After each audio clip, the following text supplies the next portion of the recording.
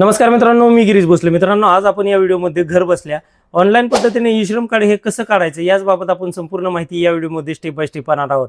आता हे ई श्रम कार्ड हे कोणासाठी आवश्यक आहे? जे ओला, उबेर, झोमॅटो, फ्लिपकार्ट, अमेझॉन, शेतकरी, बांधकाम कामगार, सलून कामगार, जे काही अशा पद्धतीचे असंघटित कामगार आहेत त्यांच्यासाठी हे ई श्रम कार्ड आवश्यक आहे. आता या ई श्रम कार्ड बाबत आपल्या महाराष्ट्रामध्ये भरपूर असे गैरसमज आहेत की या ई श्रम कार्ड मार्फत आपल्याला पैसे मिळतात किंवा पेन्शन मिळते. तर मित्रांनो, असे कोणतेही पेन्शन किंवा पैसे या कार्ड मार्फत आपल्याला मिळत नाही. आता हे कार्ड कशासाठी आवश्यक आहे? ज्या काही शासकीय योजना असतात त्यांचा लाभ जलद गतीने आपल्याला मिळावा यासाठी हे कार्ड आहे. हेच कार्ड ऑनलाईन पद्धतीने कसं काढायचं याच बाबत आपण संपूर्ण माहिती या व्हिडिओमध्ये स्टेप बाय स्टेप पाहूया.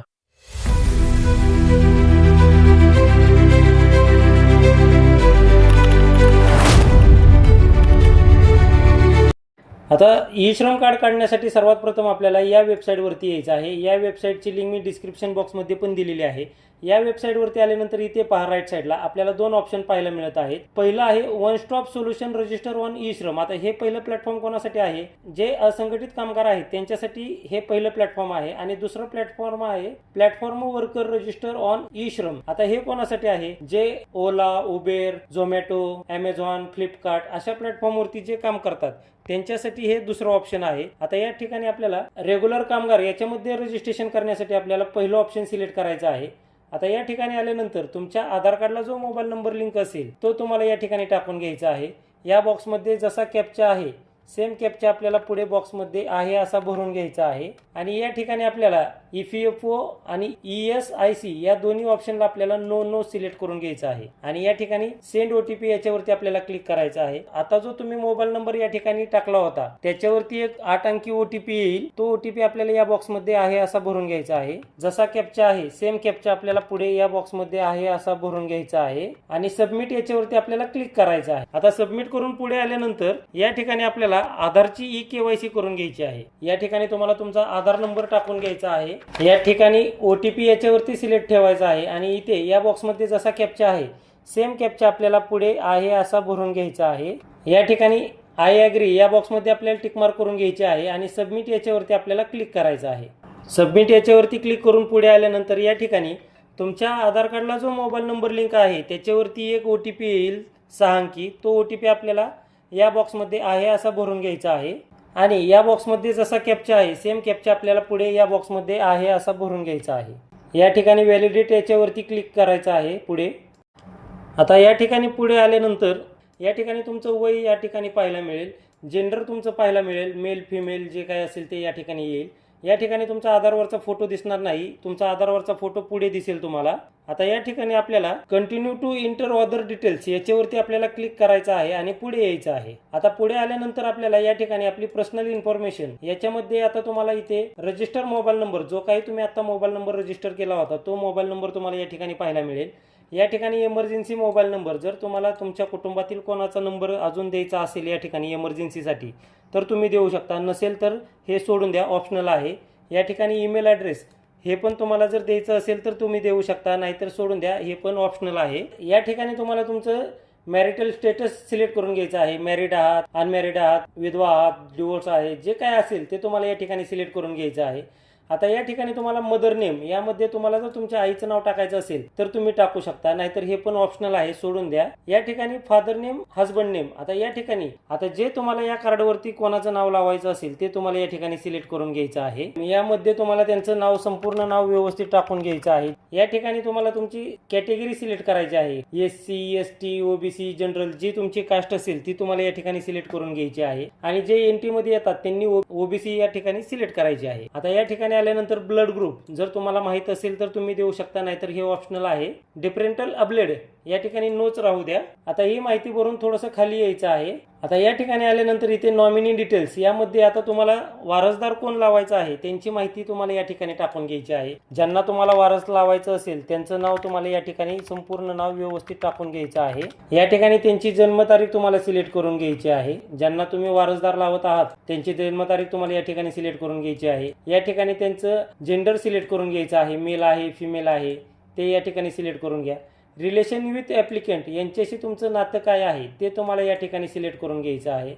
आणि नॉमिनी ॲड्रेस यामध्ये त्यांचा पत्ता तुम्हाला व्यवस्थित टाकून घ्यायचा आहे. नॉमिनी मोबाईल नंबर या ठिकाणी त्यांचा मोबाईल नंबर टाकून घ्यायचा आहे. जो त्यांचा मोबाईल नंबर असेल तो तुम्हाला या ठिकाणी टाकून घ्यायचा आहे. आता ही माहिती भरल्यानंतर सेव्ह अँड कंटिन्यू याच्यावरती क्लिक करायचं आहे आणि पुढे यायचं आहे. या ठिकाणी आल्यानंतर रेसिडेंटल डिटेल्स यामध्ये तुम्हाला या ठिकाणी तुमचं होम नेटिव्ह स्टेट या ठिकाणी तुम्हाला तुमचं स्टेट सिलेक्ट करून घ्यायचं आहे. जे काही तुमचं स्टेट असेल ते सिलेक्ट करून घ्या. या ठिकाणी तुम्हाला तुमचा जिल्हा सिलेक्ट करून घ्यायचा आहे. जो तुमचा जिल्हा असेल तो तुम्हाला या ठिकाणी सिलेक्ट करून घ्यायचा आहे. आणि या ठिकाणी स्टेट स्पेसिफिक ID हे ऑप्शनल आहे, सोडून द्या. आता या ठिकाणी थोडंसं खाली या, इथं पहा.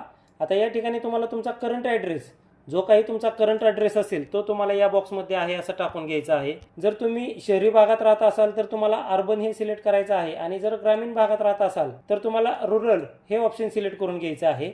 या ठिकाणी तुम्हाला तुमचा ॲड्रेस व्यवस्थित टाकून घ्यायचा आहे. जो काही तुमचा ॲड्रेस असेल करंट तो तुम्हाला या बॉक्समध्ये आहे असं टाकून घ्यायचा आहे. या ठिकाणी तुम्हाला तुमचं स्टेट सिलेक्ट करून घ्यायचं आहे. जे तुमचं स्टेट असेल ते तुम्हाला या ठिकाणी सिलेक्ट करून घ्यायचं आहे. या ठिकाणी डिस्ट्रिक्ट यामध्ये तुम्हाला जिल्हा सिलेक्ट करायचा आहे. तुमचा जो जिल्हा असेल तो सिलेक्ट करून घ्या. या ठिकाणी सब डिस्ट्रिक्ट तहसील या बॉक्समध्ये तुम्हाला इथे तालुका सिलेक्ट करून घ्यायचा आहे. जो तुमचा तालुका असेल तो तालुका सिलेक्ट करून घ्या. आणि या ठिकाणी विलेज यामध्ये तुम्हाला तुमच्या गावाचं नाव शोधायचं आहे आणि ते सिलेक्ट करून घ्यायचं आहे. जो तुमच्या गावाचा पिनकोड असेल तो तुम्हाला या ठिकाणी टाकून घ्यायचा आहे. आता ही माहिती भरा आणि थोडंसं खाली या. स्टेईंग ॲट करंट लोकेशन, आता या पत्त्यावरती तुम्ही किती वर्षापासून राहत आहात ते तुम्हाला या ठिकाणी सिलेक्ट करून घ्यायचं आहे. आता या ठिकाणी तुम्हाला तुमचा परमनंट ॲड्रेस द्यायचा आहे. जो तुमचा परमनंट ॲड्रेस असेल तो तुम्हाला या ठिकाणी द्यायचा आहे. अर्बन असेल तर अर्बन सिलेक्ट करा, रुरल असेल तर रुरल सिलेक्ट करा. जो तुमचा पत्ता आहे तो तुम्हाला या बॉक्समध्ये आहे असा भरून घ्यायचा आहे. या ठिकाणी तुम्हाला तुमचं स्टेट सिलेक्ट करून घ्यायचं आहे. इथे पुढे डिस्ट्रिक्ट यामध्ये तुम्हाला तुमचा जिल्हा सिलेक्ट करून घ्यायचा आहे. जो जिल्हा असेल तो सिलेक्ट करून घ्या. सब डिस्ट्रिक्ट म्हणजे तुम्हाला तुमचं तहसील म्हणजे तुम्हाला तालुका या ठिकाणी सिलेक्ट करून घ्यायचा आहे. विलेज या बॉक्समध्ये तुम्हाला तुमच्या गावाचं नाव सिलेक्ट करून घ्यायचं आहे. जे तुमच्या गावाचं नाव असेल ते सिलेक्ट करून घ्या.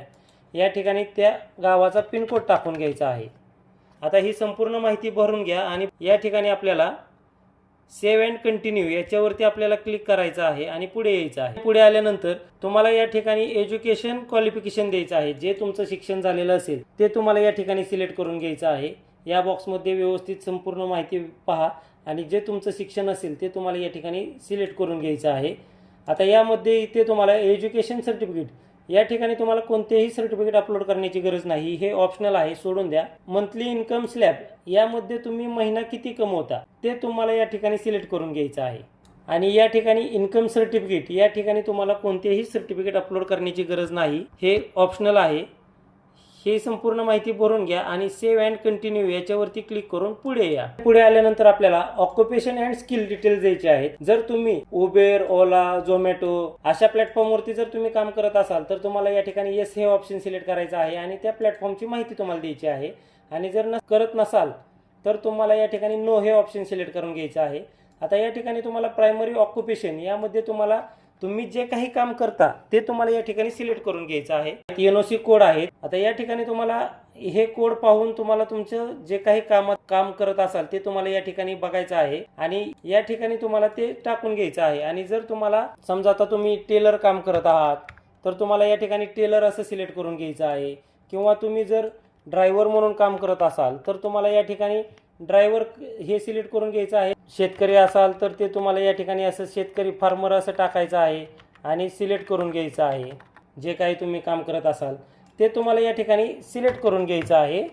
आता या ठिकाणी इथं आल्यानंतर working experience in primary occupation in years, आता या ठिकाणी तुम्हाला या कामात किती वर्षाचा अनुभव आहे ते तुम्हाला या ठिकाणी सिलेक्ट करून घ्यायचं आहे. या ठिकाणी सेकंडरी ऑक्युपेशन यामध्ये जर तुम्ही याच्या व्यतिरिक्त आणखीन काही काम करत असाल, जे काही तुम्ही काम करत असाल ते तुम्हाला या ठिकाणी सिलेक्ट करून घ्यायचं आहे. थोडंसं खाली या. आता या ठिकाणी आल्यानंतर ऑक्युपेशन सर्टिफिकेट यामध्ये तुम्हाला जर तुमच्याकडे कोणतं सर्टिफिकेट असेल तर तुम्हाला या ठिकाणी अपलोड करून घ्यायचं आहे.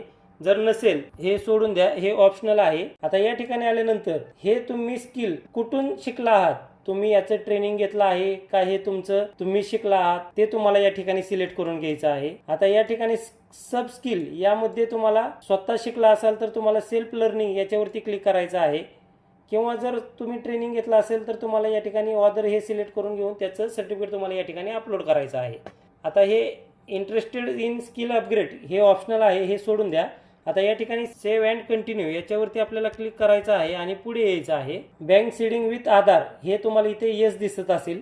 आता या बॉक्समध्ये तुम्हाला तुमचा बँकेचा अकाउंट नंबर टाकून घ्यायचा आहे. जो तुमच्या बँकेचा अकाउंट नंबर असेल तो व्यवस्थित तुम्हाला या बॉक्समध्ये आहे असा भरून घ्यायचा आहे आणि तोच अकाउंट नंबर तुम्हाला कन्फर्म बँक अकाउंट नंबर या ठिकाणी तुम्हाला तोच नंबर आहे असा व्यवस्थित भरून घ्यायचा आहे. या ठिकाणी तुम्हाला जे तुमच्या पासबुकवरती नाव असेल ते तुम्हाला या ठिकाणी व्यवस्थित टाकून घ्यायचं आहे. ते तुम्हाला तुमचा बँकेचा IFSC कोड टाकायचा आहे. जो तुमच्या बँकेचा IFSC कोड असेल तो तुम्हाला या बॉक्समध्ये आहे असा व्यवस्थित टाकून घ्यायचा आहे आणि सर्च याच्यावरती आपल्याला क्लिक करायचं आहे. आता या ठिकाणी सर्च याच्यावरती क्लिक केल्यानंतर इथे तुम्हाला तुमच्या बँकेचं नाव ऑटोमॅटिक येईल आणि ब्रँच नेम हे पण तुम्हाला या ठिकाणी ऑटोमॅटिक येईल.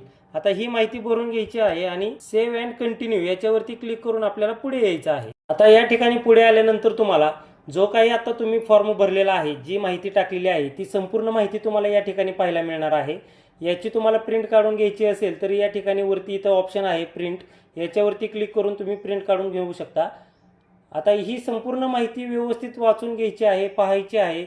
जर काही चुकलं असेल तर तुम्हाला या ठिकाणी एडिट हे ऑप्शन आहे. एडिट याच्यावरती क्लिक करून तुम्ही जी काही माहिती चुकलेली असेल ती तुम्ही दुरुस्त करू शकता आणि ही संपूर्ण माहिती व्यवस्थित पाहून घेतल्यानंतरच आपल्याला सबमिट याच्यावरती आपल्याला क्लिक करायचं आहे. आता सबमिट करून पुढे आल्यानंतर मित्रांनो तुमचं ई-श्रम कार्ड हे या ठिकाणी जनरेट झालेलं आहे. हे कार्ड आपल्याला डाउनलोड करून घ्यायचं आहे. त्यासाठी आपल्याला डाउनलोड या ऑप्शनवरती इथे वरती पहा डाउनलोड UAN कार्ड याच्यावरती आपल्याला क्लिक करायचं आहे आणि हे कार्ड आपल्याला डाउनलोड करून घ्यायचं आहे आणि याची आपल्याला प्रिंट काढून घ्यायची आहे. अशा पद्धतीने मित्रांनो तुम्ही घर बसल्या तुमचं ई-श्रम कार्ड हे काढू शकता. यासाठी तुम्हाला कुठेही जाण्याची गरज नाही. मित्रांनो जर तुम्हाला व्हिडिओ आवडला असेल तर व्हिडिओला लाईक करा. चॅनलवरती पहिल्यांदाच आला असाल तर चॅनलला सबस्क्राईब करून ठेवा, जेणेकरून असेच महत्त्वपूर्ण व्हिडिओ मी तुमच्यासाठी आणू शकतो.